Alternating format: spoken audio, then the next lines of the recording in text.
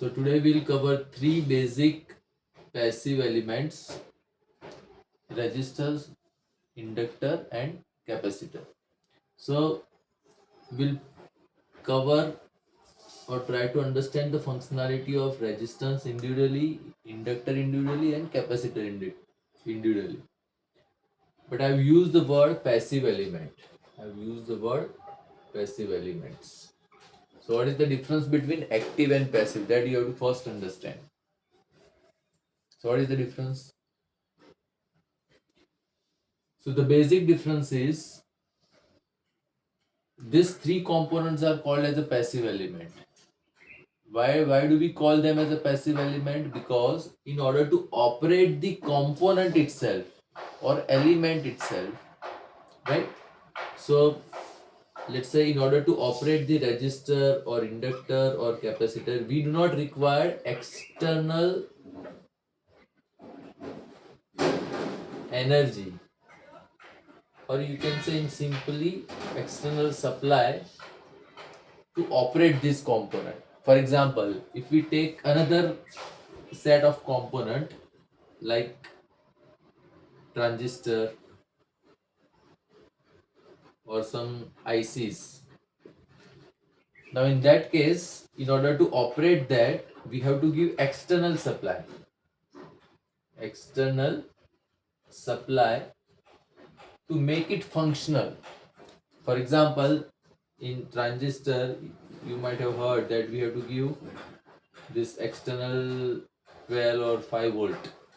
That is what we call as a uh, voltage. That depends on the whether it's a common emitter or common collector, or it depends, but this external supply is required, and based on that this component works. Similarly for IC also, there is external supply is required, and then when you give external, and based on the inputs here, you'll have some output there, right? For example, microprocessor or microcontroller. So a microcontroller is also called as a active element. So this is the basic difference between active and passive element, wherein you require external supply to operate that component itself, while inductor, capacitor and resistors, these three are passive elements. Now these three components are very important to understand, because the whole electronics ultimately revolves around these three components. So if you cut down everything, then ultimately it's RLC. So if you do not understand the RLC individually, then it is difficult for you to extend your concept for complex electronic circuitry. So before we understand this, so what we are going to cover today: the understanding of resistor, then we'll try to understand the uh, EMF or voltage, current, then power rating and concept of short circuits. So this many topic we are going to cover. So first we'll start with the voltage and current. So that is very easy for you to understand that what is voltage. Voltage is nothing but it's a Potential difference. potential difference, but it's a electromotive force. It's a electromotive force. So it's a kind of force. It's a kind of force which is nothing but it will causes electron to move. So which is called as electromotive force. Sometimes we may use word EMF as an acronym. So what do you mean by that? Ultimately, it's a potential difference. That is right. But how do we generate the potential difference? How the potential difference is being generated? That is because of the imbalance in the potential. One point at higher potential, another point at lower potential, and due to that, so this practically we have to achieve this scenario. Then there is a flow of electron, right? So it ultimately it's a kind of force which causes a flow of electron. So this is a pressure which will try to move the electron. So see, I mean, we cannot see the electron. So these are all conceptual thing. So nobody has seen the electron. So ultimately, we have to believe it that there is a.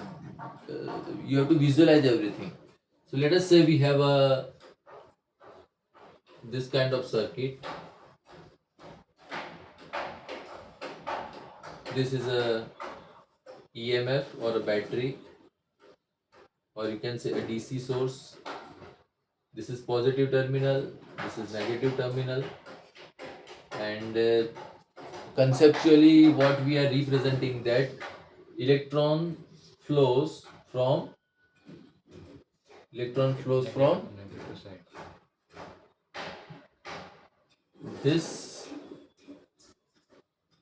and goes to positive side, and current flows in opposite direction of flow of electrons. So current flows like this, right? So these are all conceptual thing. It may happen that tomorrow somebody proves this wrong, then the whole electronic concept may change. But anyway, let us assume that this is true as of now, and electron flows from here to here, and current flows from positive to negative, right? So ultimately there is a force which causes electron to move. There is a force which causes electron to move from this terminal, and this will close the circuit unless until there is a closed circuit. So electron will move from here to here and it will come to here. Now forget about the functionality of this right now. Now we'll try to understand the uh, flow of current in terms of movement of electron. So current is nothing but it is equal to Q by T, or you can say rate of change of dq by dt. dq by dt. So what is Q? Charge of electron, and T is in time. So let us say we have a one electron that is having charge of charge equal to 1.6 into 10 raised to minus 19 coulomb, right? And let us assume that if it flows this much amount of, or one electron flows in a 1 second, and that is equal to some current. Let's say we don't know what is that current as of now. Let's say X current is there. We called it as a X current, right? Then if we have a 1 ampere of current which flows in the circuit, then how many number of electron will flow? So we'll do a reverse. Like if we want to find out that for a 1 ampere of current, how many number of electron will flow in a second, right? So if there is a current which is, so ultimately this is a current, right? So if one electron flows, then there is a current of 1.6 into 10 raised to minus 19. Question mark is equal to 1 ampere. Right. So ultimately 1.6 into 10 raised to minus 19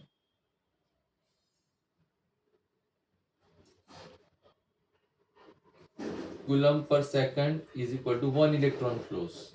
Then for 1 ampere of current, how many number of electron will flow? So that is 1 divided by 1.6 into 10 raised to minus 19, and the answer is something around 6.25. 25 10 raised to 18. 10 raised to 18 electrons will flow per second. Then it is a 1 ampere of current. Okay. Now we'll come to the.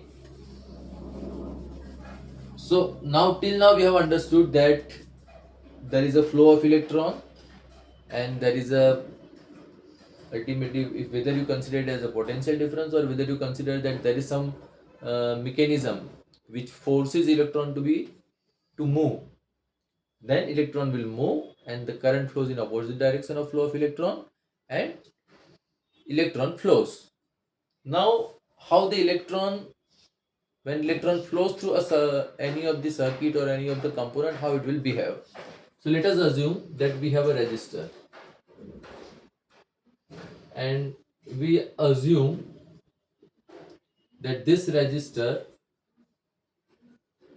instead of drawing the conventional way of drawing the resistance like this, conventional symbol, I am drawing like conductor here. Resistance like conductor, a piece of conductor. Now electron flows, so with this is made up of some material. So depending upon the material characteristic, it is having some free electron within this. Depending upon that, there are some free electron within this. We don't know how these free electrons are here and there, which are revolving around its atom.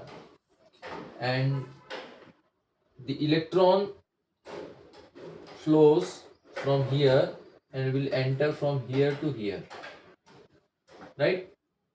And these are also free electron. These dots are also free electron which are randomly vibrating or there within this material. Now what will happen when this electron will enter into this component or a piece of material? It will collide with the any of the free electron in the path, not once but many times, not once but many times. Now you can assume that there is a some random objects are random things are there which is vibrating, and something is entering into the object, and there is a collision. Now there are two types of collision. One is called as elastic collision, and second is called as a non-elastic collision. One is called as elastic, second is called as a non-elastic. Now what is the difference between elastic and non-elastic? Elastic means it will regain its property, elasticity. There is a spring.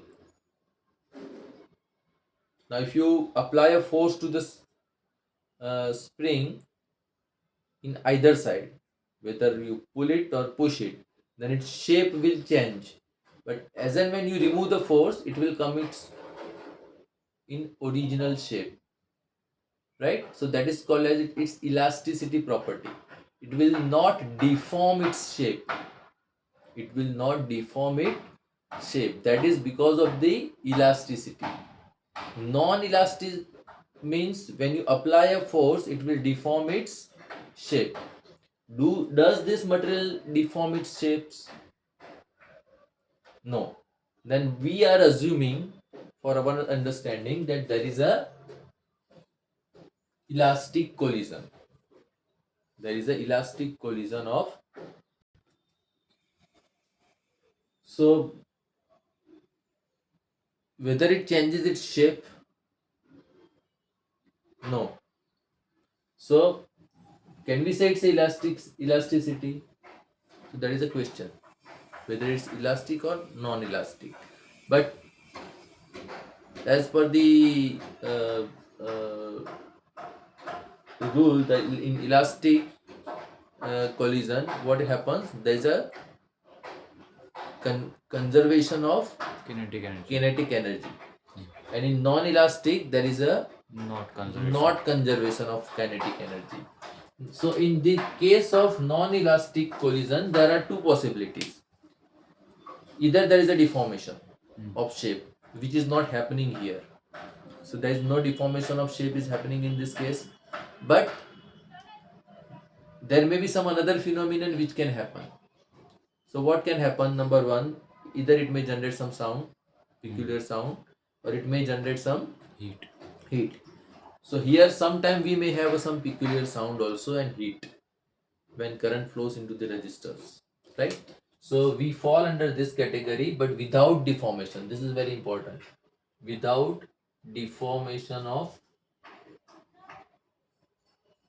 shape, but there is a generation of heat and some sound, right? So, but basically we are concerned with the heat.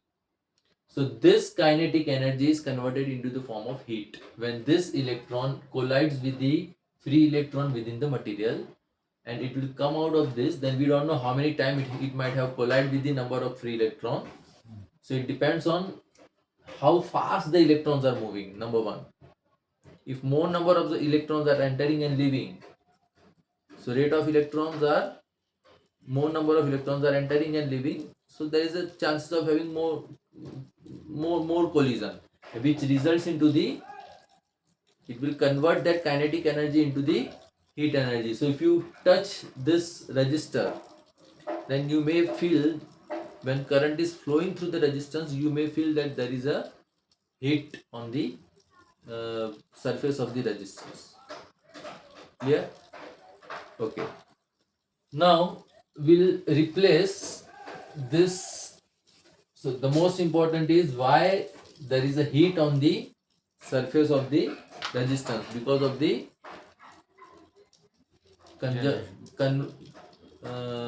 conversion of kinetic energy into the heat energy. Now we'll try to understand in terms of proper symbol.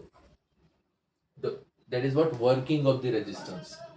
Okay, if you want to go and if you want to buy the resistance into the market, then how will you say that? Give me X ohm or kilo ohm resistance. Is it the proper way to ask to the shopkeeper? Yes. No, this is not a proper way to ask to the shopkeeper. You have to always say that I want, let's say, 1 kilo ohm resistance with wattage rating. This is more important. This is more important. So if you say I want 1 kilo ohm resistance, you have to specify the wattage rating of the resistance. This is most important. Generally, if you go and if you ask to the shopkeeper that give me 1 kilo ohm resistor or 250 ohm resistor or whatever, it always comes in terms of quarter watt. Quarter watt means 0.25 watt capacity. The resistance is having a 0.25 watt capacity. Now what do you mean by that? This is most important to understand because majority of the students are making mistakes here. So let's say we have a resistance, we have a supply. Let's say I'm starting with simple small value of supply 1 volt, right? And let's say we have a 1 kilo ohm resistance, 1 kilo ohm resistance. So instead of 1 kilo ohm, let's start with 100 ohms, so it would be easy for you to calculate. So what is the current will flow into the circuit? Current,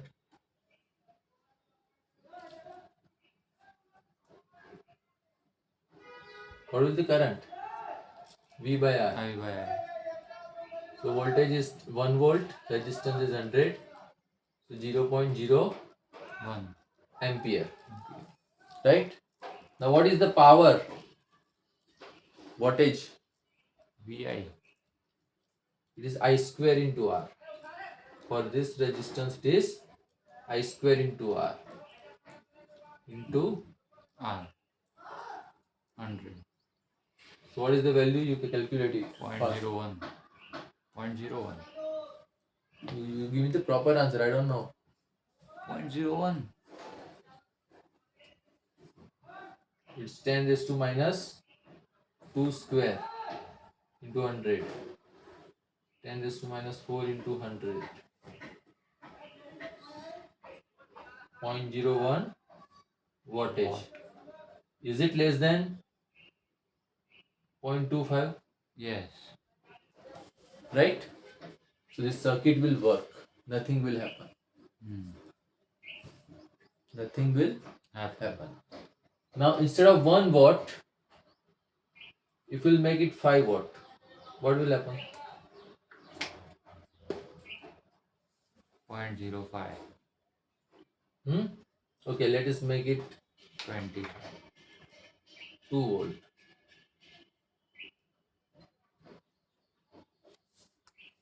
What will happen? Nothing will happen. So up to what voltage capacity, if I keep on increasing this, up to what voltage capacity the resistance will, this circuit will work? 25 Till 0.25. 25 volt. 25 volt. How? If I'll make it 25 volt, forget about 25, let us make it 5 volt, 10 volt, right? Then 10 10 by 100. by 100, 0.1. 0.1, 0.1 square into 100. So it's 1 watt. 1 watt. 1 watt, which is, Greater than 0.25. now in that case, what will happen? There is a, Explosion.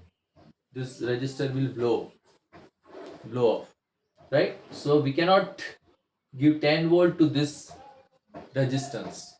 Okay, we want to use it. Then what we have to do? A higher power rating. So we can use this resistance, but with higher power rating, resistance has to be there. So instead of normal quarter watt, we have to ask for more power rating. We have to ask for more power rating. Clear? So let's say you want to use it for, let's say 1 watt. When you want to apply 10 volt and want to use it for 1 watt, you have to have a more power rating. Let's say 2 watt, 3 watt, it depends. But generally thumb rule is 2 times. And for capacitor, let's say we will not talk about capacitor as of now. So ultimately there has to be a safe side, maybe double or triple. Clear? So you have to pay more cost for that, right? If you go with the quarter watt, which comes maybe 1 or 2 rupees, and if you have a same resistance of 100 ohm, which is having 5 watt capacity, then you have to pay more cost for that. It's not having the same cost in terms of rupees. So you have to pay a cost against power rating. Okay. Now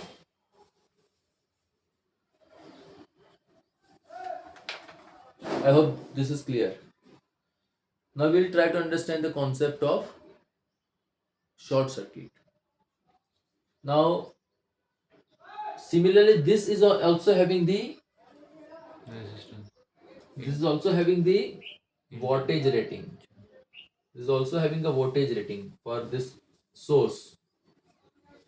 For the source also there is always a voltage rating. So let's say this is 5 volt source. Let's say 5 volt DC source. And if you'll say that we have a 5 volt DC source, then in that case that it may be having a capacity of 1 ampere or 2 ampere or 5 ampere. It depends how it was constructed, right? So let us say if we have a 5 volt 1 ampere source, 5 volt 1 ampere source, then can I say that what is the wattage rating? 5 volt. 5 volt. If it is 5 volt 2 ampere, then it is a 10 watt capacity. Now when you go to the market and would like to buy a power source, then you have to either say two things. Give me 5 volt 5 watt capacity supply, SMPS, or whatever, linear, whatever it is. Or you have to say 5 volt 1 ampere capacity. See, this is common. Voltage is common, but either you have to say this or say this. Are you getting my point or not? So say that I want 5 volt 1 ampere or I want 5 volt 5 watt. So indirectly you are saying them current capacity. Indirectly you are saying them current capacity. Is it clear? Now let us say we have a source of 5 volt 1 ampere. We have a source of 5 volt 1 ampere. And this resistance is sufficient to have a higher power rating. It is not of quarter watt. It can bear with, let's say, 5 ampere of current. 5 ampere of current means what? How much is the wattage? I square into R. So 5 square into 100. So what is the wattage? 25 100 wattage capacity of resistance. We are assuming like that 2.5k resistor, right? Now let's say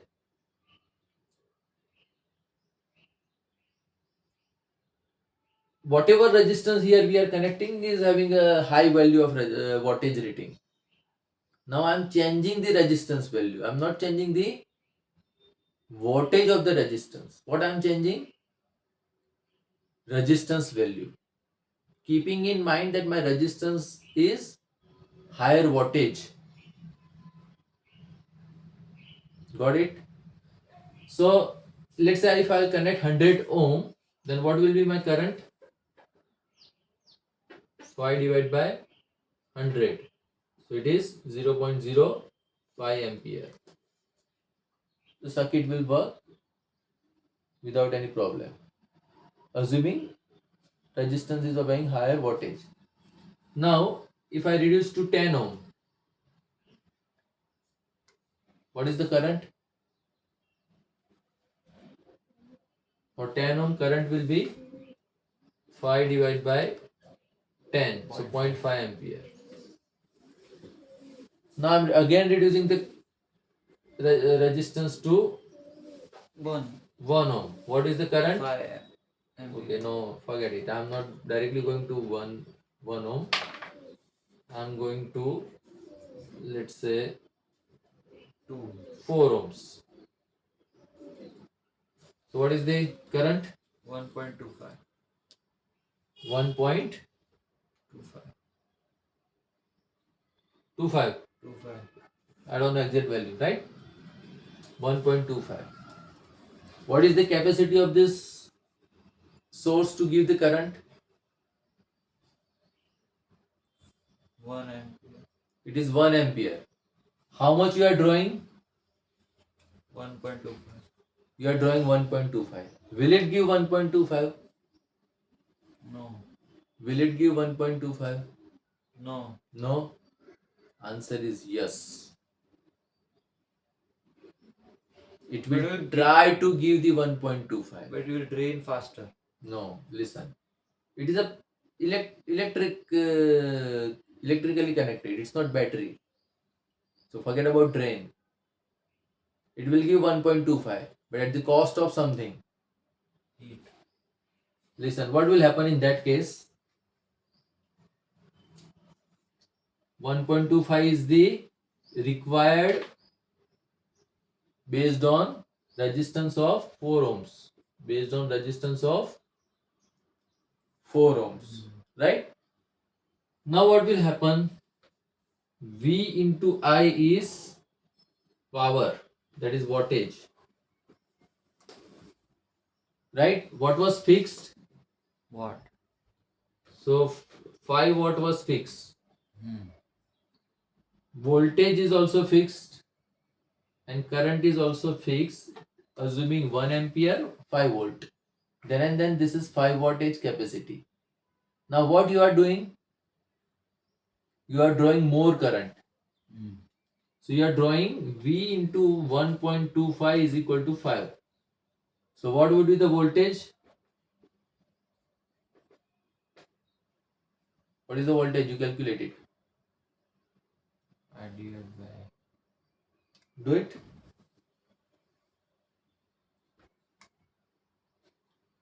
Five divided by 1.25.